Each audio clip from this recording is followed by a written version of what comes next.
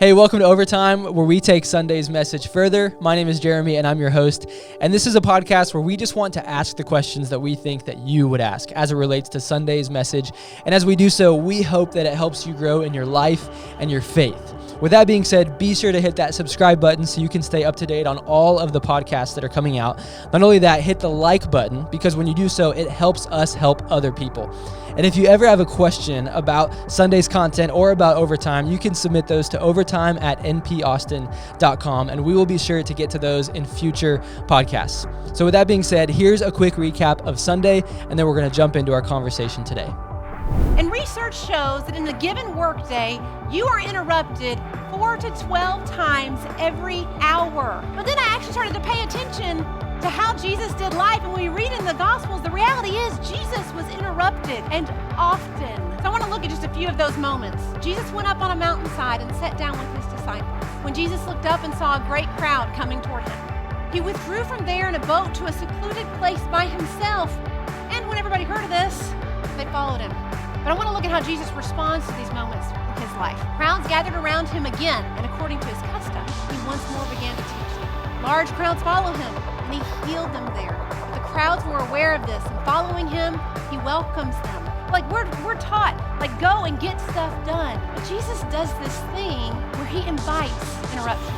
He sees every interruption as an opportunity, and because Jesus saw interruptions differently, it gave him the opportunity to see people differently.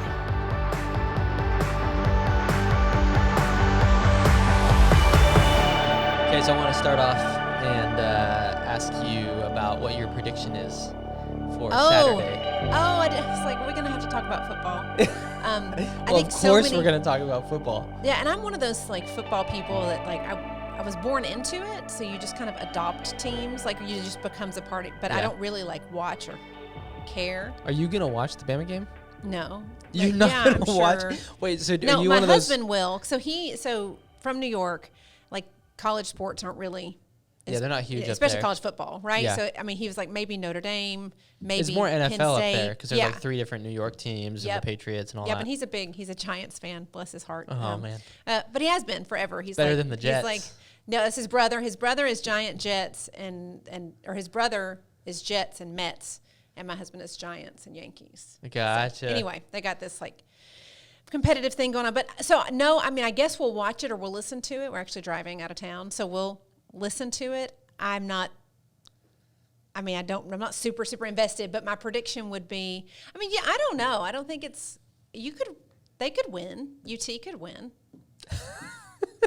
You can't even keep a straight You're the only person that has said that. No, because I'm thinking about like the A&M game last year, and that was a big like, wait, what? Yeah. Like that was a moment. Yeah. So I think that could happen here. And I just also think, I think I also need to say it so that if they do win, I won't have been totally like terrible about it. Sure. But I mean, I know that the odds are a little against them. Yep. I did hear this whole story that like that UT didn't want their band, the Alabama band, coming in town, so they're not coming in town. I don't know really? what that's about. Yeah, it seems like some tension. It hurts my heart. Like we should be able to all play football well together. Yeah. No, I would say my general feeling of not just like Texas fans, but just people in general is like, Bama's not super liked if you're not a Bama fan. Yeah. Because you guys have run away with it for so long. It's kind of like the Patriots in the NFL. It's like unless you're a Patriots fan, you're not really. But is that a Patriots thing or a Tom Brady thing? Yeah, it's a Tom Brady thing because Patriots kind of suck right now. I mean, because as soon as he's out of the picture, there's not a lot of conversation. You don't really. Well, I think it's the whoever's like winning every year and takes away the fun of like good games and stuff. Yep. That's who you're like, okay. Or they're like consistently in some level of championship, right? Like, yeah. So the Yankees are like that a lot. People hate the Yankees. Yep. Like I went to school in Boston, and that's where I met Sal, and we would go to Red Sox games, and they were not playing the Yankees, and they just chant Yankees suck. Yeah. And I'm like, we're not playing the Yankees, but we still have to hate them. Yeah. So and everywhere we go, because we try and go to a different Yankee game every year, and they're always hated. Yeah. But it's because every now and then they win. They kind of like, but Alabama actually hasn't won like a gazillion championships like in a row. There's always like a pause, like, hey, Georgia. A year of a pause. Hey, Everybody else takes a few decades. Well, speaking of pausing, like they also can be interrupted with their championship streaks. Sure. And they accept that. Well, I'm curious to know, when Nick Saban, he's 70, I think. and just signed another contract. Yeah, which is crazy. That dude, go sit on a beach in Hawaii That's and what just I'm live out thinking. your life. Like, as soon as I cannot work, I'm ready to not work. And he's happily married, right? I think so, Or yeah. happily, I don't know. No, Who he is knows? because his wife has like missed some, like the players know her. Okay. And he talks about her a lot. I've seen him on a couple leadership podcasts, and he's just- really a big family guy. Okay. I just wonder if his wife is like, yeah, honey, this is how I pictured us, like, going out, and He's gonna drop dead on the sideline one day. I don't know. Oh my He's gosh. the dude's still. No, I'm saying First of all, he's if gonna he- coach until he dies on this. Like he's not. Like, that's gonna- just part of what he wants to do. He's not That's- gonna retire. Yeah, like the Penn He's just- State Yeah. Yeah, guy. yeah. Yeah. Someone died on the sideline? No, he didn't die on no, the no, sidelines. no. He had been there. I don't remember his name. It's a heated topic because there was stuff going on at Penn State that wasn't good, but Oh, under his okay. leadership. I'm But glad we're- I don't remember his name either, but I know who you're talking about. yeah, but he was like 83 and still the head coach or something like that. I mean, if you can, I want to be active. I just want to be choosing, like, when I Yeah. come and go at that Yep. age, right? Yep. I don't want to not do anything, but I want to be able to have, like, total Yeah. control. Well, we don't like Nick Saban, but we've tried to hire him multiple times. So Oh, I think Texas has tried to hire him. Nick Saban Oh, I multiple thought you meant, times. okay, I thought you meant Northpoint. I was like, Oh. oh, that's interesting. I feel like, No, I don't think we could afford him. I don't know how he would adjust to ministry. Yeah. That would be Yeah, it'd be a different thing. All right. All right, Anyways, okay. So yes, so we'll see what happens. It'll be fun, and Yep. we'll just need to have you on the podcast again, and we'll need to. I'll just pop in next week and be like, Yeah. No, that's good. I'll either apologize or say, I will never say told you so. Because I didn't. You never know what can happen. You've just got this. For those who are listening, she just has this smile. It's that not, I is- mean, it's the most genuine thing I've ever seen. So we're not going to talk football this whole time. Okay. It is we're coming off of part 1 of White Noise, where we started that last week, and we're talking about the noise, the level of noise that we all have, kind of metaphorically speaking, in our lives, in terms of just we all have a lot that's demands our attention on a regular basis consistently. And you said the top 3 were cell phone, coworker, and children. and children. Okay, and cell phone. We need to hit on that one in this podcast. Okay. We need to. We'll try to hit on that one. That's Yeah. a specific one. The I wanted to irony talk even about. just about that as a distraction is it's really the one you have the most control over. Yeah. Right? Like it's kind of, I think our relationship with our cell phones is now like our relationship to money. So money has no volition, it's paper or digits. Right. But it owns us. And our cell phones have no power or authority that we don't give them. Yeah. But they can own us. Yep. Right? So it's just like, it's this weird dynamic of like this thing controls how organized I feel, how calm I feel, how together I feel, how connected I feel. And it's like, it's literally plastic and Yeah. microchips and stuff. Yeah. I'm not going to pretend to know what's in there. What's in the cell phone? Yeah. Josh probably knows. He could probably take it apart and put it back together. Yeah. Well, it's interesting you said. Ashley and I, we regularly reference the Razor days, and we're like, man, what if we just all had Razors again? Do you remember those Oh, phones? you mean like the flip phones? Yeah, the Motorola Yep. Razors. Those phones were the jam. Those phones were awesome. Well, I remember we were telling my kids about when Sal and I were dating, texting was just kind of starting. And you could, it was 99 cents, so you had to kind of make every text. Yeah. Or even like, we remember dating and how much time you could call. Like the first minute was free, and that was a big promo that cell phones were using. Mm-hmm. And so you would call and you would have the timer and you'd watch 56 seconds, you'd hang up and you'd call back so you could, try and get your next minute for free. Oh my gosh. And we were on AOL Instant Messenger. And, Yep. Which you you know. still have Hotmail. I still have, I'm going to, now because you guys make fun of me so much, I will forever have Hotmail. Yep. And I don't care anymore. Now I'm like, now I'm stubborn about it. And I also wanted my BlackBerry back. Oh yeah, yeah.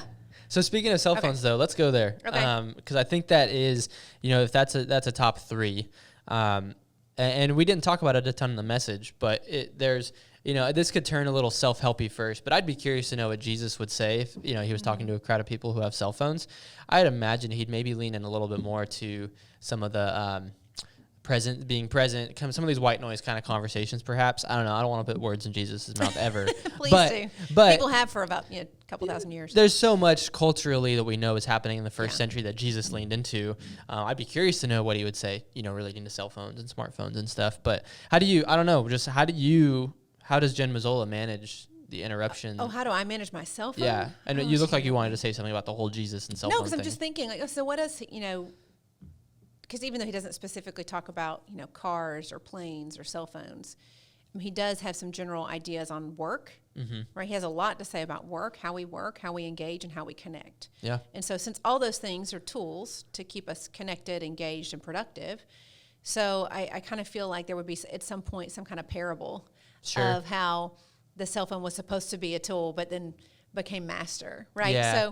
So I feel like he probably, I mean, in almost all of his parables, right, there's some kind of element of like, he always has this amazing ability to like flip it, where you think you know the story, and then he's like, oh no, but I'm showing you it goes the other way. Like, I'm telling you to not just love your enemy, but turn the other cheek and carry their pack for a second mile. And like, I'm going to go even further. Yep. So I don't know that he'd be like, get rid of cell phones. I think he'd be like, when did you decide to allow this thing to become your master?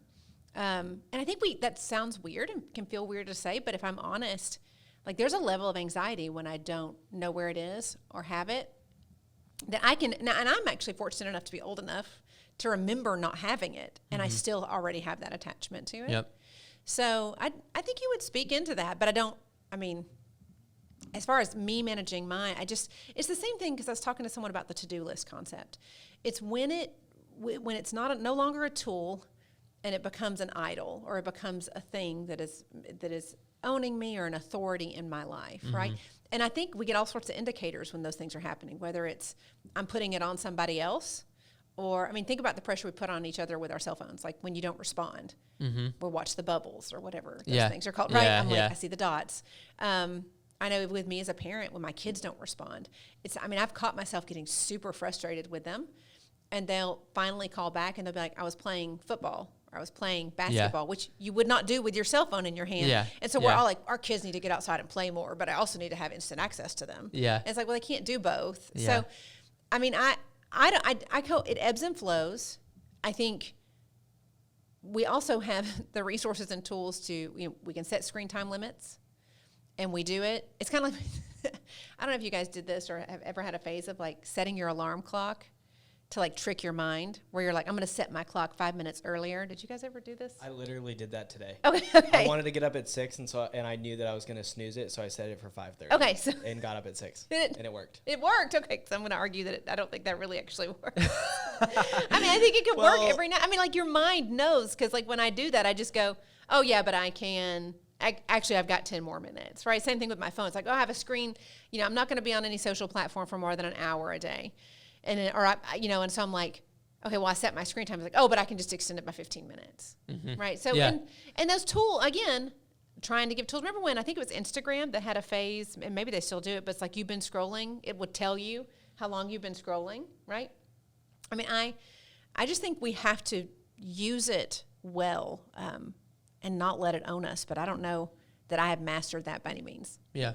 Yeah. What are the things you do that allow it to be used well and not master you? Because I don't want this podcast to feel like we're like anti smartphones, not at all. Like modern technology is amazing. Yeah. Oh yeah. And keeps us connected in amazing ways that we wouldn't otherwise be. Yes. And all that. But what are some practices you have? Well, I think one, we think if I don't have it with me all the time, I've lost that connection. It's like, no, again, so I took my work email and someone told me to take it off my phone, which is probably a healthy practice for a lot of people. I couldn't quite do that, so I just put it off my home screen. So because I have like a red dot, like affliction, I can't do it. Well, you're an Enneagram 1, so the red dot would be like the opposite of things being perfectly like succinct on your cell phone, right? Yeah, and done. You should and people. I think it was Jeremy Geis that showed me he had. It's insane. And I was like, I didn't even know that many numbers could fit in one of the red dots. No, his computer desktop gives me anxiety every time I see it. It's just like a mess. So what would be funny is you would probably not like my desktop or my actual literal desktop. That's always a mess, which is weird because I don't want the red dot side. I think anyway, back to So I tried to do that. I moved my work email to another screen. I definitely purge periodically, get rid of any game I may have randomly downloaded or get rid of a social platform. I'm really almost entirely not on social media anymore, but that's honestly not on purpose. But when I realize that I'm barely present on there, that there is a little bit of release. I might check it once a day. Yeah. Which the first thing I think is, do people actually know? We've got this screen time thing, and it shows you how much time, but how often do we actually check that? And do people really know how they're spending their time? Yep. I started, I'm probably going to get in trouble for sharing this, but here I go. I started timing people in my household when they went to the bathroom. Not because... No, you live with 3 boys? I know, I do. Yes. And, Yeah. and I don't know if this is like a male-female thing. I don't know. But, like, it is surreal to me how much time they can sit in the bathroom. And they're on their phones. And so I was actually proposing that. I said, I'm sure there's a study, and I've not found it, but there's probably going to be some physiological response to that over time. That, like you're not supposed to sit like that long. It's not good for your circulation. It's not good for your internal organs. Like, there's going to be some problems. Okay. So I've been making this argument. I'm like, guys, get off your phone. And so I put a toilet timer in the bathroom that you flip. It's got a 5-minute timer. 5 minutes is plenty of time. But what I realized is it's not that, I mean, they're not going to the bathroom for 30 minutes. It's they get stuck. And they get kind of in like a TikTok scroll or in checking Facebook or even checking email for older people in my household. Sure. But I started timing. I was like, I don't think you realize you've been in the bathroom for 30 minutes. And so I just think we have to start with awareness, and then we have to not be defensive. That's the other thing I notice a lot with myself and with others is we're super defensive when someone starts to come at us about this. Yeah. Like if your spouse says, hey, you're always on your phone. It is hilarious to watch our reactions. Yeah. Or, why do you have to have your phone at the dinner table? So I do think something like that, like, hey, we don't put our phones at the dinner table. We don't bring our phones in our rooms at night. I think those are techniques I've heard people use but we use it for our alarm. It's for Josh, who sets his alarm incorrectly because he thinks he's fooling himself. Yep.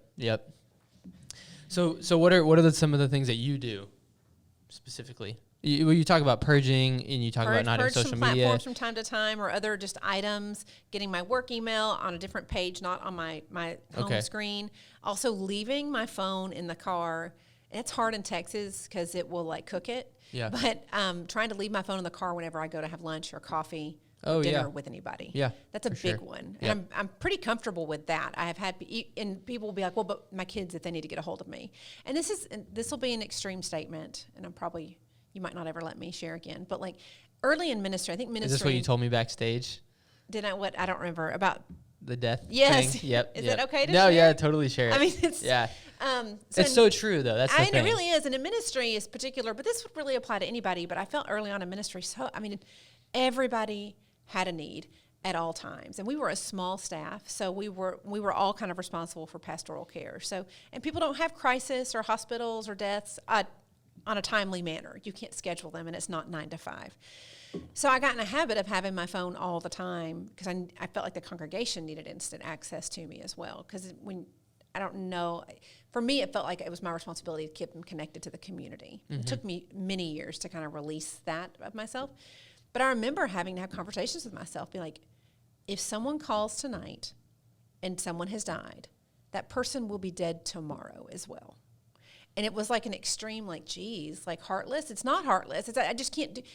Most of the things that are trying to pull us away are not things that are going to really be different in 2 hours or in, I can go to dinner, and if my kids are like, well, I have a flat tire on the side of the road. Okay, they're going to be okay for an hour, but we don't think that. Yeah.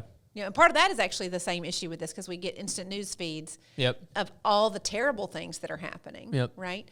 And so, I think leaving our phone, being okay with that, will help us be present. I'm trying to think of other things I might do. Those are probably my main ones. Yeah. Email off home screen. I probably should take all my email off home screen. Mm. So anything that kind of pings you, put it on the second screen, and just you can even set yourself a timer to check it once a day so you're not going to drop the ball or miss things, but you don't we're constantly on our screens. Yep, 100%. I would add to that too. For me, one of the two biggest ththings that I guess I've done for a few years now is one, charging the phone in the kitchen. Yeah. So I've done that for years, and that is I don't know. It's amazing because I don't find myself there are nights when I can't sleep and I'm like, I'm just gonna go grab my phone. I just need to mindlessly scroll. Yeah. And then I'm so tired the next day, and I just scroll about things that doesn't matter. I end up watching dog videos or something, stuff like that. But I would say Videos. charging the phone in the kitchen is just like, That's a huge one. yeah. Yeah, I had one of my girls at Inside Out text me. They were like, my mom is making me keep my phone in the kitchen at night. Yep. And isn't this ridiculous? And Yep. I'm like, no, this is so great. Yeah. Right? I mean, I know that in your mind, that is the worst thing, but it's so the best thing. Yep. Right? Yep. So, and I also think there's some families that do like a phone fast. Like they won't have their phones at all on Sundays. Yep. I think if you do it a few times, one, I think it will raise your awareness to how much anxiety it creates in you, which might be an indicator there's something wrong. Yep. Right? And then once you get used to it, what a testimony that is to say, hey, like the person I'm with right now is valuable enough to actually allow that time and not have to have my phone with me. Yep. But Well, phones are great. I do want to say, like, yeah, 100%. not anti-cell phone. Yeah, and I want to add too, like, it's really funny that Apple created all of these great products. You know, Apple is the first. You know, whatever. That's a whole nother debate. But all of the when they're pitching all the new like software and all this stuff every year, it's like, and you can get notified for this and this and this, and their marketing is like, you're never gonna miss a beat. You're never gonna, and it's like. That was addressing a pain point in which, like, oh, I feel like I'm behind maybe or something like that. But I don't think them making you never miss a beat perhaps is not helpful because then the problem is you never miss anything. Well, and who's controlling the beat, right? Exactly. Yeah. All these things are tools, right? Yep. Everything God gives us are these tools that can do amazing things. I mean, I just when I look at how God has so masterfully just unfolded information and enlightenment and insight to us just over the span of humanity, like He knows when we're like, hey, here's another tool. So I mean, I think that we just miss that, and and it becomes something that it's not. Yep. And so I would say, I think a super practical thing is someone go on a notification purge, like laptop, watch, phone, whatever the things are. Yeah. My watch can only notify me with very few things because it does the little haptic thing where it vibrates. And so I don't want to get the vibration because I've been on the other side of so many people who have notifications on for everything, which of course is a default. And it's like, okay, we're in the middle of a conversation and they start talking and I'm like, I know in a minute once they're back with me, I'm going to have to repeat that very thing I just said, which I do to people, but it's just because I get lost in my mind and I like think about something and then I'm like, wait, go back. Yeah. Josh knows that. He's like, I'll wait for you to come back to reality here in a second. I see the look in his eyes, and then I stop talking until he's done whatever processing he needs to process. And then he's back. Then he's back. Then I continue. Yeah. Ashley says the same. She's but like, I do think that could even be a thing. Like when someone comes to talk to you, just put your phone to the side. Yeah. Like it's and I don't have any notifications on my watch, so that does make a big difference too. But like put that to the side and be with them. Yeah.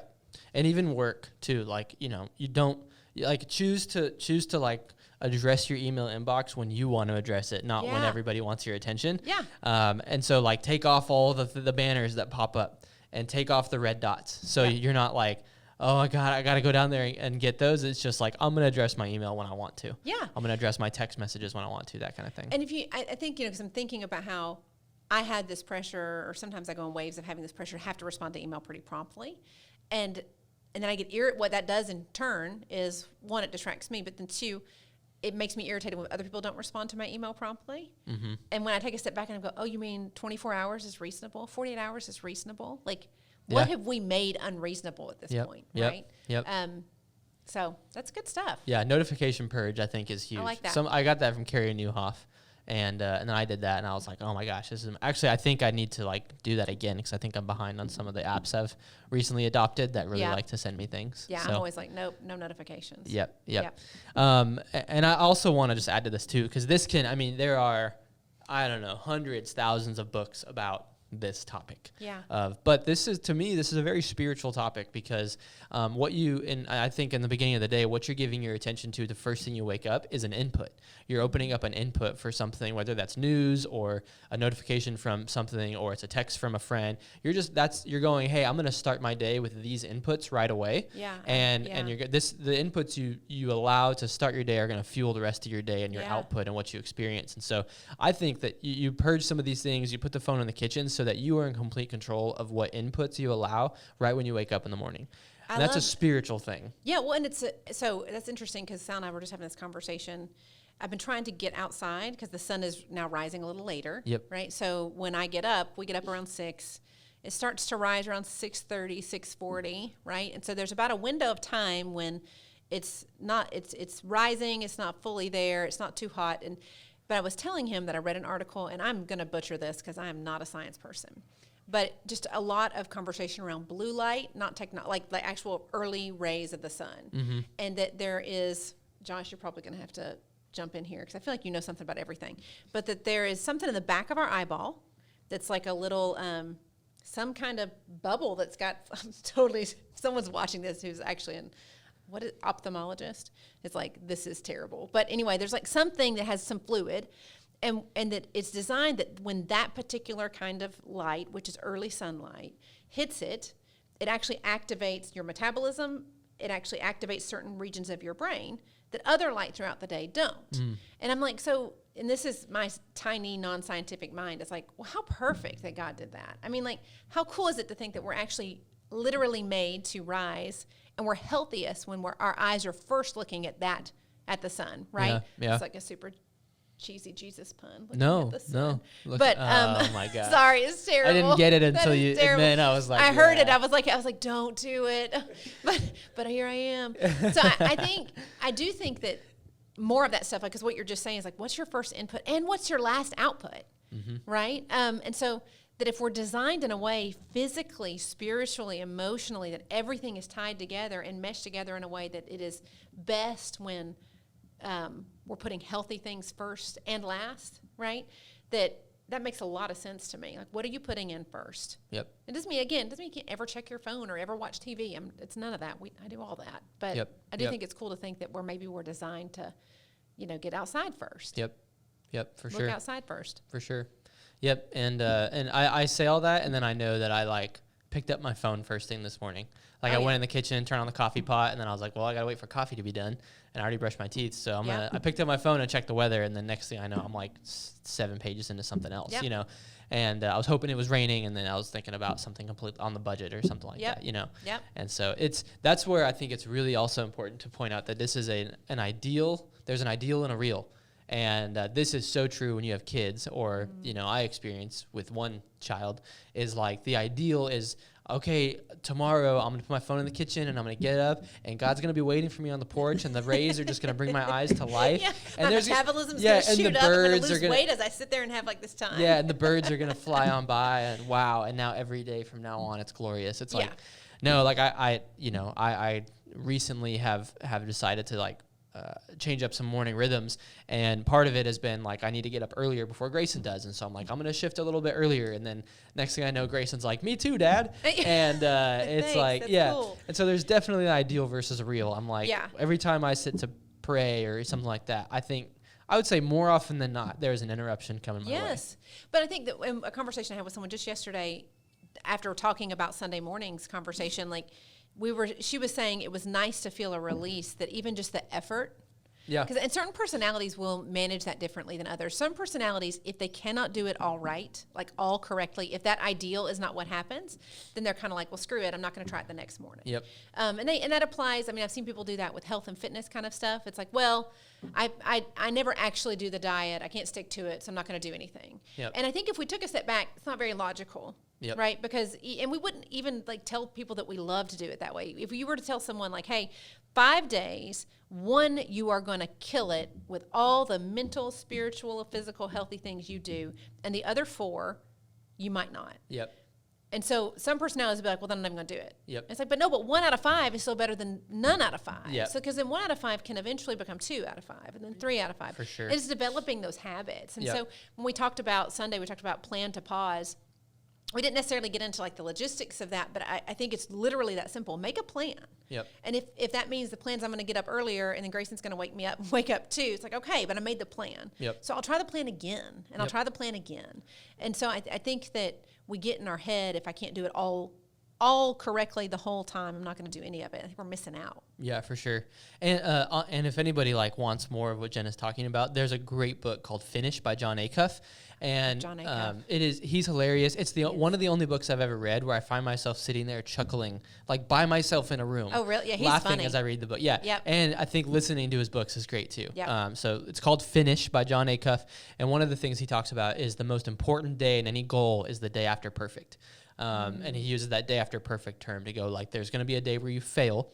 Or no, I'm sorry, the day after perfect, the day after imperfect, or something like that. I'm botching it now, but Like it's essentially the first day you don't do it well, that you get up and try again. Yep. That makes I love that. So it's kind of the idea, that you got to expect that to come, and then I would also add that the ideal is a journey to pursue, not a destination to arrive at. Yeah. So the ideal with anything, spending time with God or finances or just so many of these, so often we think like, oh, once I get here, or once I do this thing, or then I will experience. No, it's going to be a continual pursuit.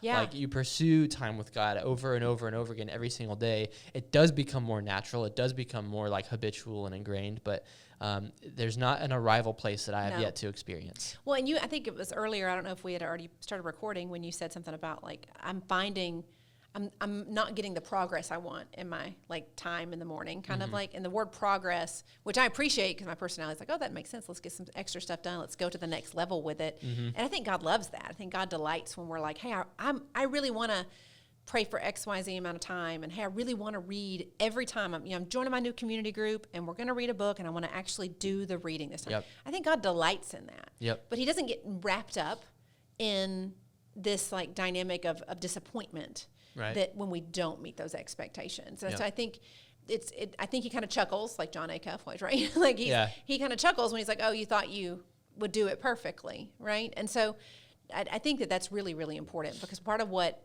I had hoped to kind of communicate Sunday was we missed that Jesus going and doing all the things that he perfectly did was interrupted and distracted and goes this way and goes that way and almost... And I know that Scripture doesn't kind of work this way, but I can't really think of like it's a day where it seemed like everything he planned actually went as he thought, right? Like, I mean, which we should embrace then, but we get frustrated when it's like, my life is not rolling along like I think it should. Yep. And I think that what I was trying to communicate was that's so normal, and God delights in meeting us in that. And that's part of like the music analogy too, of like those interruptions actually make life musical. Yep. And Jesus is a great North Star in that regard, because he is, I mean, theologically speaking, he's perfect. I mean, he was the only one who lived a perfect life. And we want to emulate Jesus, but we recognize that we will never get there. Yeah. And Jesus, he also gave the ideal in a lot of like pretty radical ways when he talked about if you even look at a woman, or if, whatever else he said in those big radical statements, he's saying like, here's an ideal scenario for you to pursue, but you're going to bump into reality all the time. Yeah. Jesus didn't really speak in like less than ideals. He kind of went like, here's the goal. Yeah. Here's the big picture, and you're going to fall short. And when you do, I'll be there to pick up the pieces. Yeah. This morning I was having a conversation in my head about just parenting in general, and I felt like, and my language is I felt like God was kind of saying, but like I had these thoughts running over my head of just, there's a difference in expectations and in hopes. Yeah. And so I think that God calls us to a life of hope, but the expectations is it's like guilt versus shame. Mm-hmm. Guilt is like, I did something, shame is the weight. Yep. So hope is like, I want to go there, I want to get there, I want to do this, I want to feel this, I want to experience this. That's hope. And I can kind of see it in front of me, but when it becomes an expectation, it's like, well, you got to get this done. It has a different kind of weight to it, right? And so in some ways, that's just semantics. But for me, I was thinking about in terms of my parenting, like I want to parent from a position of hope, not from a position of expectations. Yep. Because if it's my expectations, I'm parenting, late teenagers, so I'm really having to wrestle with that, because I'm watching like, okay, so I had these expectations aren't happening. So what does that say about me as a parent? What does that say? And it's like, I feel like God is like, I don't want you to let go of those. I just want you to have them in hope. Yeah. Not in this weight and this pressure. Yeah. And that's where trust happens too. Yeah. When you're hoping, you're trusting God. For some of those things to happen. When you are expecting, it's like, God, if you don't, then there's clearly something wrong with me or them or you or, something like that. Yep. Yeah, for sure. So how can, one of the practical points that we talked about on Sunday was planning to pause. and Jesus did this. It says he went off to lonely places, stuff like that. And he clearly, even if it wasn't built into their plan, because Jesus was, nomadic and, all over the place, but he clearly made sure that happened on a regular, consistent basis, where he got away from what was happening. Even when he couldn't, he made sure, okay, I got interrupted. I'm still going to try again and do it again. So how can we practically plan to pause? And I want to caveat with, we're going to get into this more in depth with Clay this coming Sunday and his message. But just based on that note for you, how would you say we can plan to pause? So, with Clay coming up next week, I think he'll probably, so the phrase plan to pause, I think Clay's really going to get into actually the practical steps of pausing. And so maybe I can just kind of land and just make a plan. Yeah. Whether it's I'm going to get up 30 minutes early. And morning is really the only time that works for me. I've tried lunch breaks. I've tried the whole while I'm driving in my car. But everybody's got a routine, and find the routine that actually works, not the one that you tell yourself is going to work, the one that you'll actually do, and then just start the habit. And I know that, again, that sounds like an oversimplification, but even just sitting down in the same space in the same time every day, your body will adjust. And so, trying that, and if it's 1 minute, it's 1 minute. If it's 20 minutes, it's 20 minutes. If an hour passes, and that's great. So don't think about the other stuff. Clay's going to talk a lot about, some of the things that get in the way, right? Mm-hmm. The actual, kind of nuts and bolts of pausing and what we can do to eliminate some of the things that get in the way of the pause. But, I'm well, let's just show up to pause first, and then we can press into that. So I think it really is that simple. What time of day will you be still for just a second? And then can you, within that plan, release the obligation of time? Yep. I remember I had a friend who was really into meditation, guided meditation, and she was timing herself, and I was like, okay, well, maybe that will make me more spiritual. I definitely have always felt all the pressure of seeing all the people do all the cool things, and not being able to get there. So I tried, and I would start at a minute, then 2 minutes, then 5 minutes. And guided meditation or centering prayer is basically you take a scripture and you reflect on it for a chunk of time. Mm-hmm. And I really could not get past 10 minutes. And then I thought, well, it's just because I don't like Jesus enough. And that's just so stupid. That's not what's happening. So I still show up. It looks different in different seasons. I read different things. Sometimes I don't read it all. And then on the occasion when that doesn't work, I try and give myself grace. But I try and give myself grace, not excuses, though. Mm-hmm. So oftentimes if I'm doing spiritual direction with someone or mentoring someone, and I've heard multiple times why it's not working. It does kind of cross over into excuses versus hey, I just had an off day and God's with me in it. Excuses, not explanations. Yeah. So I think it is literally just planning. Okay, so I'm going to try at 6:45 every morning to be still. Yep. I'm not going to put a lot of structure around it. And Clay, I think, is going to give some good ideas for structure. But even in those ideas next week, it's those ideas are tools. They don't own us in and of themselves. Mm-hmm. Yep. And I want this is starting to hone in on what a lot of people would consider a lost Christian practice, mm-hmm. and it's called silence and solitude. And people, that's popping up in a lot of books and things mm-hmm. like that and resources. But what I personally want to pay attention to is what the faith heroes of our day say. And they've fought the good fight. They've been faithful, followed Jesus for 50 plus years. And so many of them, you ask what's the big thing, and they're silence and solitude, slow down, prayer, just these things that are just foundational principles where we're we want some I don't know, magic pill or something, when it's just sit still for an amount of time and invite God into what's happening there. Yeah. And it's the same thing with when you go. I remember going to a doctor once and was my mood swings. She's well, are you eating right? Are you sleeping? And I'm yeah. I don't want to talk about any of those things. I want you to solve the problem. It's no, there it is. We have to start with those things. We're made to be this way. I will say, and this is why I think I kind of geek out on personality stuff, because mm-hmm. I do think different personalities need different spiritual disciplines. Sure. Even within different seasons. And so some personalities, and I think this is only a couple in my mind, that really need, that stillness is not a struggle, mm-hmm. and they need activity. Like, but stillness and activity are not necessarily opposites. Like they need to just get up and go for a walk, or maybe do like some creative journaling. Yep. Like they need a thing, because being silent and not using their voice and not hearing their thoughts is actually very normal for them. Whereas opposed to like my personality is like, I have to stop the constant lists in my head. And so I do need silence and stillness. But not everybody. Does that make sense? Oh, for sure. Because I do think that Yeah. we get stuck on like, well, it needs to be this kind of prayer, this kind of thing. It's like, no, I don't think that. But Yep. it needs to be something. Yep. And I would say, like for me personally, like I think being alone and silence and solitude comes a lot more easier to me than like being in community with others. Yeah. Like it feels a lot more natural to my wiring. And I think some people would be the complete opposite. They'd say, Yeah. put me in a group of people and I thrive. My relationship with God comes alive. But, put me alone and I'm like, okay, this is not good. Yeah, and even in that, like from time to time, if alone is where it feels natural for seasons, probably short stints, you probably do need to try and stretch into community more in that. Like, so always, I think there's periodic times where we're supposed to kind of go against our natural inclination just for a minute to kind of refine us. Yep. And John Mark Comer, he's like the guru on all things. That's the ruthless elimination of hurry Yep, guy. the ruthless elimination of hurry, and he's got tons of resources about this. But his book is probably the best resource just to dive in and get a whole thing. That's another good one. And I will say this with like, don't read his book and quit everything in your life.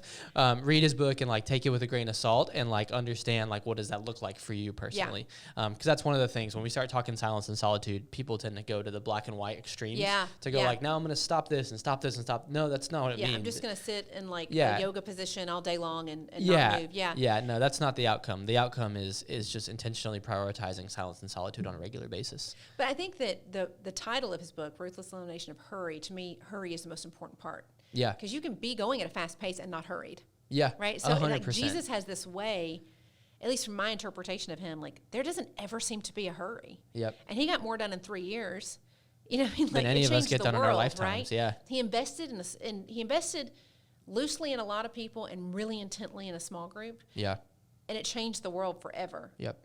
But he never felt rushed or hurried or bothered. Yeah. I mean, it's not that he never got angry. It's not that he never got irritated or he never had a moment, but not the way that we are. Yep. 100%. So I think that it's not the ruthless elimination of pace or of tempo. Being busy. It's about hurry. Yep. Yeah, and that hurry is a heart thing more than a calendar thing. Well, even like in music, so cheesy music analogy of like there's a tempo for a song, and the tempo can be all over the place. It can be a slow song, it can be a fast song, but when you got a drummer that's like ahead of the rhythm and like they're rushing it, the tempo changes. And if the goal of the song was to stay at tempo, it's like that's the hurry. Yeah. Right? So like it's not that some seasons in life are going to be at like 60 beats per minute, and some seasons at life are going to be at 120. Yep. And so like I think it's not and accepting that is also I think another thing that eliminates hurry.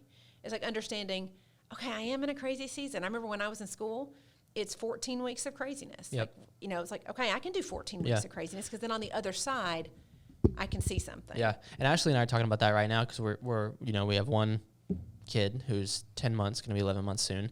And we're talking about, how many do we want to have and how close do we want them? And it's like, well, if we have this many and we have them this close, we are signing up for a 150 BPM season of life. If we have, 3 under 5 or 4 under 6, whatever, it's like, okay, here we go then. Like that's the season we're signing up for. It's going to be crazy for a second. Let's not assume that we're going to like get all of this like physical rest in the next 5-6 years, But it's kind of helpful just to have that expectation. We're going to be tired. Like, okay, awesome. We're not going to be as disappointed when that happens. Well, and understanding that the pace may change, but still some of that stuff, that angst, that hurry, and that the heart stuff won't necessarily change, right? Like, so you're tired with littles physically, and then they become teenagers and you are exhausted emotionally. Yep. Right? But it's exhaustion on either side. Instead of thinking, I just can't wait to get out of this phase. And that's a kid thing or not a kid thing. That's just a life thing. We keep thinking, if I can find this career, if I can get out of this job and get into this one, if I can find just a good group of friends. And all those things are good to pursue, but those things aren't going to fix heart issues. Yep. Because if you can't be present with this group of friends, why do you think this next group of friends is going to be different? Or even when I meet with people and they're struggling career-wise, I'm like, and they're like, well, these last 3 jobs, here's the last 3 things. I'm like, you're the common denominator. Yeah, wherever you go, there right? you are. Yeah. Yeah, so like what What does it look like for you to say, okay, I'm not going to expect this to be different per se. How am I going to show up different in this relationship or in this part of my life? Yep. And I would say too, whenever we're in those seasons where we're looking for something like that, we're addressing something that feels empty in our lives. And I love, we go back to it all the time, but Jesus said, I have come to bring life to the full, to fill that emptiness. And so if we're looking for that emptiness to be full anywhere else but the person of Christ, we're going to stay empty. Yeah. And silence and solitude with whatever BPM, whatever pace of life is going to be something that allows you to stay in that fullness in a greater way, regardless of what's going on. And I love just a quick quote from John Mark Comer in his book. He says about silence and solitude, he says, in our ears, we sense his voice, God's voice, cut through the cacophony of all the other voices which slowly fade to the deafening roar of silence. I love it. Yeah, I think it's a really cool quote because... First of all, I love cacophony. Like, who gets to just put that in a sentence? I'm going to use that all day now, by the way. His vocabulary is insane. But it's that idea that, and I think C.S. Lewis has another one like that too. I can't think of it right now, but he says that God like roars in our silence. Yeah. And if you're going through life and you're going, I haven't heard from God, or I feel disconnected from God. I don't know what God sounds like. Yeah, or I feel like I'm chasing things or I'm empty. And if you don't have this practice in your life, you're not allowing space for God to roar in your silence and to hear from him. And silence is not isolation. Silence is being alone with God. Yeah. It is being alone with the person who's going to fill the hole of isolation more than anything else. Yeah. Yeah, I love that. I love all that. That's great stuff. All John Mark Comer. Good job. Good job. Yeah. So let's wrap up with one more question. And I think this is more on the a little bit of what I was just saying is, what's the cost of not addressing the interruptions, not addressing the white noise? Why is this a big deal? What would you say about that? I mean, we talked a little bit about it Sunday about just this concept of being available to people.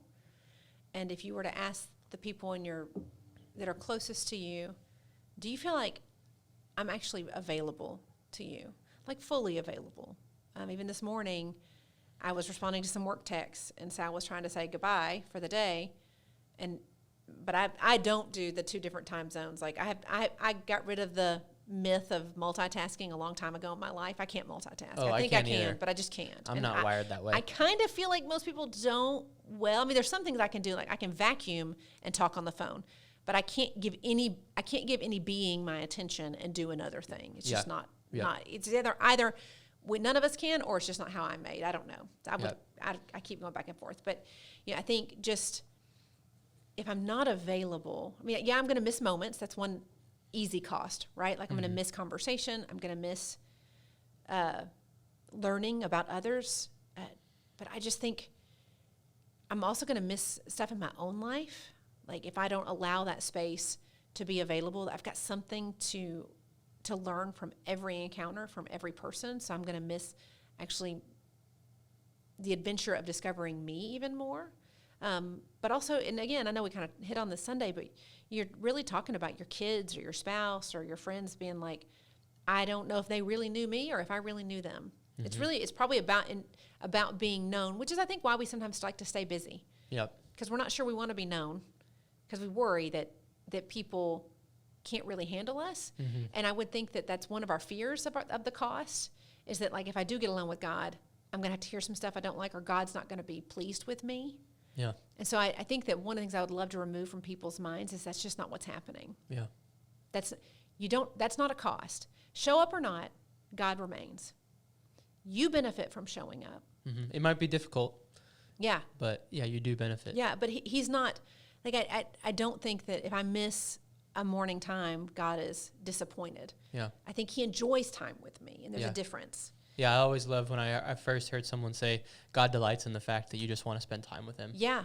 Yeah, I think, and I don't know if I've shared this with Northpoint yet, but I have a friend who was they were basically saying she was going to die, and she was in the hospital. She's been in the hospital for like 7 days. They were like, say goodbye to your family. They brought in her kids. They brought in her husband, and they thought she was going to die. And she didn't. And she went through several days of just like pain and agony and just fear in the hospital. And when she got out, she kind of had a season of feeling a little lost. And she said, I asked God, why did you let me live? If I was going to be so lost and so confused and not happy, why did you let me live? And she said she felt like God, plain as day, just spoke over her heart, like, because I just delight in watching you live. Like, we have way more of an agenda for our lives than God does. And it doesn't mean that God doesn't have purpose and plans. I don't think that's just, I don't think it has the pressure that we associate with it. There's not like one path that if I don't do this right, God is not going to walk with me any longer, right? Yep. And so I just think it's so important to realize one thing that you never have to worry about the cost is God's presence and God's availability to you. So if we're made in his image, we're designed to be available. We're designed to thrive and flourish when we are available. And so if God is literally the epitome of availability, right? And we see Jesus model availability, we need to be available. Also, can I just say that, like, that's what should make us different. Like, I mean, what should look different than the world is availability, is being available to people. Yeah. People should sense something different when they are around us. Not because we're better. That's not it at all. Not because we have some secret magical thing, but because we're present and we're available. Yeah. And that's really, I think, what radically transformed people when they encountered Jesus was like, no, this guy's like legitimately here and present with me. Yep. He sees all the interruptions as opportunities. Yeah. Yep, for sure. I want to end with this verse. As you were talking, it made me think of it. And it's Ephesians 3:12, and it just says, because of Christ and our faith in him, again, not on our strength, not on us, because of Christ and our faith in him, we can now come boldly and confidently into God's presence. And that'd be my prayer for everybody watching or listening, is just that you can know that you can step boldly and confidently into God's presence, and he will meet you there in those moments. Yeah. And stomp your feet when you need to remind yourself. Oh, yeah, we didn't even talk about that. I love that. I love when he does that. Yep. Yeah. Just be there. Awesome. Well, we're going to be in part 2. We're going to dive into some of this a little bit more with Clay. With world-renowned author, speaker, mega person. It's going to be awesome. It is. It really is going to be great. Jen, thank you so much. Thank you.